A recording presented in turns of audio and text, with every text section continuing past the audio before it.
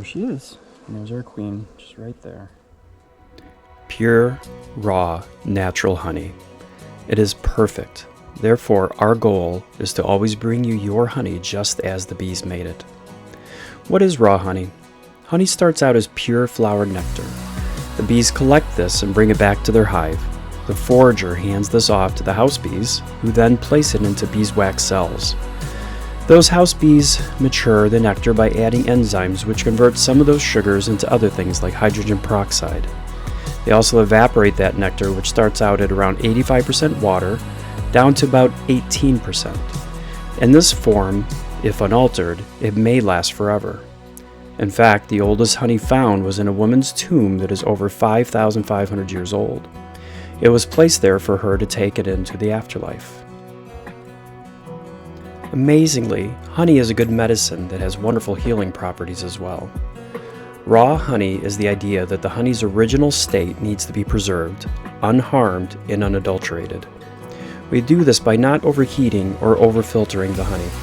It's not heat that causes the issues per se, but rather too much heat that can break down the enzymes and even produce new compounds to the honey. Overfiltering may produce a cleaner looking product, but it will strip the honey of its natural trace elements of pollen as well. It is important to note that honey, as it comes from the comb, is always liquid, not crystallized. The bees have little use for crystallized honey, so seeing a jar of honey that is crystallized is not an indicator of its quality. Is crystallized honey bad? Not at all. Honey is composed of many things. It is a supersaturate composed of several types of sugars. Those sugar molecules will eventually combine, forming crystals. Depending on the types of sugar present and the temperature the honey is stored at, the honey may crystallize in weeks or months, but it will crystallize. You can easily use it in this form. When you make your coffee or tea, simply scoop some out and it will quickly dissolve into the hot drinks.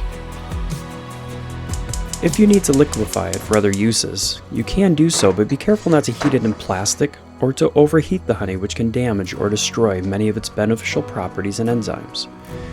Try to keep the honey below 120 degrees and to keep its heat exposure time to a minimum. You can place the honey in a glass container with a loose-fitting lid, if it wasn't plastic, and heat up some water on the stove.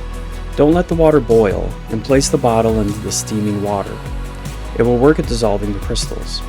Also, if you have something that you can control the heat, like a dehydrator, set the heat to 110 to 118 and let it do its work.